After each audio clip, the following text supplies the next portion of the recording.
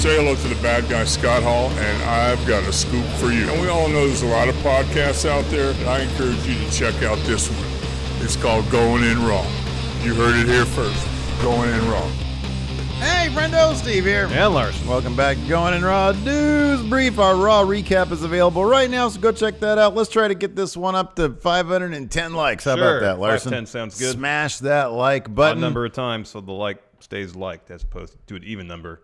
You'll ultimately unlike it. All right, Larson, what's the news? The news, apparently John Cena is going to retire. Oh, wow. Okay, so that's definitive. He said well, this. I mean, if yes. Mick Foley is to be believed. Speculation on Mick Foley's part. However, he was on Wrestling Inc. Daily and said the following about the upcoming Bray Wyatt versus John Cena match at WrestleMania. Quote, "It's going to be very interesting. I think it adds another huge match as John Cena gave an impassioned promo, and it leads me to believe this will be his final match." Wow.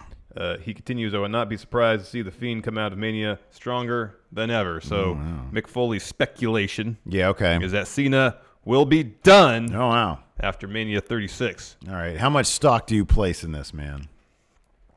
Because there's one element of Mick Foley trying to hype up the match a little bit for his friends of the WWE. Totally. But also, it's not unreasonable to think that John Cena is about to have a breakout year in Hollywood, being part of this Fast and the Furious franchise stuff.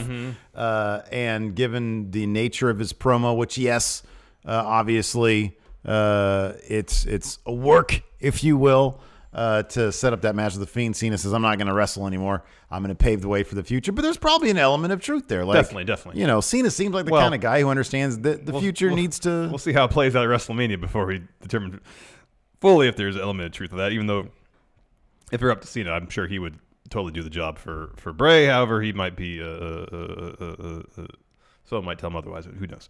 I expect Bray to win, but you never know with Vince. Yeah. You got to rely on the whims of an old man. Yeah.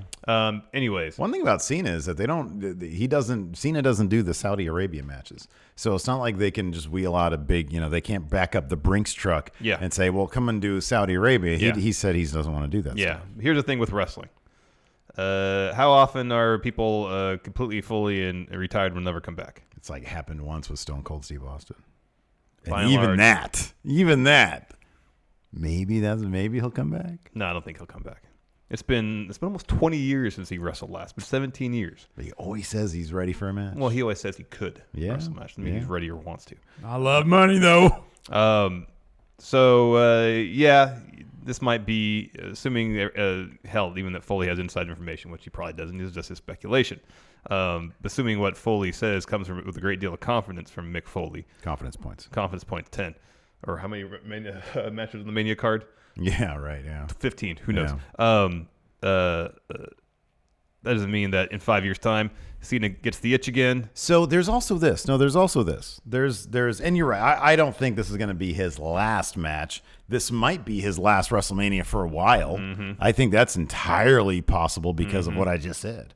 There's also the matter of him not really caring that he broke a certain streak of his, which is he didn't wrestle for all of 2019 or something like that. Yeah, it was like year for a whole since year. 2002, he didn't wrestle. Yeah, one match. Yeah. So I mean, he seemingly didn't mind not appearing in a match in 2019. So he seems to be, and he's made a ton of comments over the past 12 months. Basically indicating as such that he's basically, if he can't go full time with wrestling, he's not going to do it. So I mean, the flip side of that, of course, is WWE tries their darndest to pop ratings, rely on nostalgia, rely on older acts. So I think that the kind of money he's going to be offered for appearances on SmackDown, for WrestleMania cards, for that kind of stuff is probably going to go up quite a bit. And he'll probably think to himself, well, what does it matter if I can help put somebody over and enhance the future? And here's the thing, too. Just because he gets paid a handsome sum to make an appearance at Raw or SmackDown, wherever, doesn't mean he has to show up necessarily in a wrestling capacity. He can just show up, drop a promo. Maybe in AA. Yeah, give someone the rub and move on. But if this Fast and Furious movie does for him what it did for The Rock, whatever money WWE can pay him will be peanuts compared to what he can make in Hollywood. Well, that's true also. And look at, I mean, no, that's a really good point, because look at the history of The Rock. When's the last time he had a match? He had a match against Eric Rowan. Oh, yeah. Yeah. But no, you're right. Yeah, 29. It was the 29. last, Rock Cena. Yeah. And then there's the possibility that they can throw oodles of money at The Rock for 37 against Roman Reigns. Again, I don't think it's not going to be a money thing for him. The Rock has a ton of money. It's going to be whether he wants to wrestle again. Yeah, but he would make a ton of Yeah, money he would. if he did. He's already got a ton of money. I don't think that's first and foremost. I mean, I'm not saying it's not in his mind. I'm sure it is. No, I agree. It's not like he's in the situation where they say, hey, here's $20 million. He could easily be like, I don't really need that. If he didn't want to, he could easily say, no, thank you. Totally. No, I'm good. I think he'd want to because it's Roman. Yeah.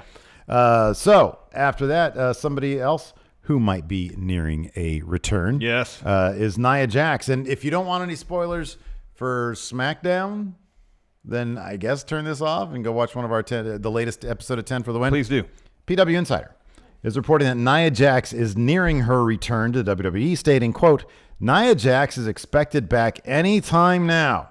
She's medically cleared to return to performing, and it's just a matter of the company working her back into storylines, and adds, again, Spoiler alert. Spoiler alert. Spoiler alert. The word making the rounds at Raw last night was that Nia would be part of the SmackDown brand when she returns, and that she would be at, not necessarily appearing on, but be at this week's TV tapings. I was going to take a look at her Twitter to see if there was any. Sometimes these people, they'll deny up and down. Yeah.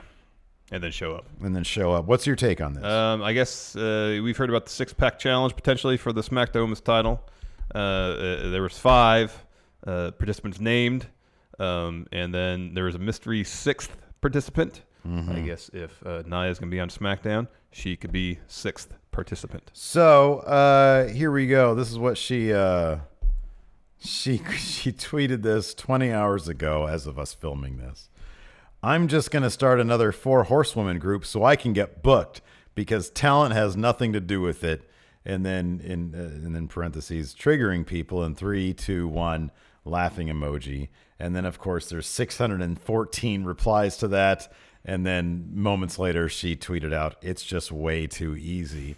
So she's just having a good time trolling people. Mm-hmm. But she's very active on social media. Mm-hmm. And, I could totally see her either at Mania, like you said, as part of that rumored 6-pack challenge, or on the SmackDown after Mania, making a big splash in terms of whoever's the champion at that point. Yep.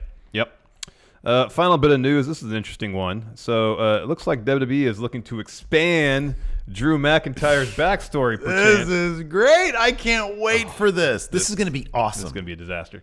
Fightful Select is reporting, quote, WWE has put out a casting call locally in Glasgow looking for someone to portray Drew McIntyre's father in upcoming skits. Specifically, the character is referred to as the gameskeeper of the McIntyre family and Drew's spiritual leader, so I guess not necessarily father, mentor. Yeah. The casting call ends this week. You can try to find this casting call? No, I'm actually looking for... gameskeeper. Yeah, so gameskeeper in the United Kingdom, the definition is according to Wikipedia, a person who manages an area of countryside to make sure there is enough game for shooting and stalking or fish for angling, and who manages areas of woodland, moorland, waterway, or farmland for the benefit of game birds, deer, fish, and other wildlife in general. I will be very interested to see in how they approach this. Would it be a more comedic thing? Would it be a dramatic thing? One thing that this, in my opinion, completely and totally symbolizes is that Vince McMahon 100% is all in on Drew as champion. I don't think there's a chance that they're going to roll with skits, maybe even filmed in the Highlands, with Drew and his family or the gameskeeper or whatever this is. They wouldn't be doing this if Vince didn't understand, if everybody didn't completely 100% understand Drew is winning at WrestleMania. Oh, he's winning. That's happening. Best case scenario in my mind, this is something for his WrestleMania entrance. Not an ongoing thing. Whether it's a little video package rolling before he actually comes out. This gameskeeper character is amongst several on stage as Drew makes his entrance. without seeing the actual casting call, it doesn't. I don't know what it says in there regarding where anything is going to take place, anything to that extent. So remains to be seen. Wrestle Talk, I believe they had the casting call. They had the casting call. So I'm going to see if I can find that here really quick, and then we will determine which this is going to be, because it is available for us to see. Let's see here. 17 hours. Oh, come on now. Drew Gameskeeper. Let's see if we can find this here. Oh my goodness gracious. Here we go. All right. Gameskeeper. This fictional character is the gameskeeper to the McIntyre family estate. Family are local to Loch Lomond, Scottish accent required. He is the WWE star's father figure, teacher, and spiritual guide. WWE star has grown up under the watchful eye of this man. He taught WWE star everything he knows. This is his Yoda. The Gameskeeper is a strong, confident character that is fiercely intelligent with a charismatic presence, a straight-talking, tell-it-like-it-is guy who is always engaging and disarmingly charming when he wants to be. But like all good Yodas, his standards are high. From WWE star, he expects only physical and mental perfection. Whatever the Gameskeeper says, WWE star does it. He's aged between 60 and 80. But don't let that fool you. He can still kick your and my arse anytime he wanted, and he wouldn't even break a sweat. There is no chance this is simply for an entrance. This is far too detailed. This guy is going to be a true thespian, Larson. I can't wait. Here's the thing about Drew McIntyre. This dude is charming as all get out. He will make these things entertaining as can be. I have no doubt in my mind about that. I don't think they're going to be mocking. I don't think they're going to be silly, but I think in a way where we all get a kick out of them. That's my honest hope, and I honestly think that's probably. I'm not gonna get my hopes up. It's WWE. It's just as likely to be an absolute train wreck. All right. Well, I'm a bit more optimistic on it.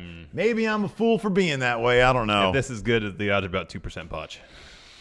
Okay. All right. Fair enough. I just think Drew has established himself by himself, gotten himself over thanks to the force of his own personality.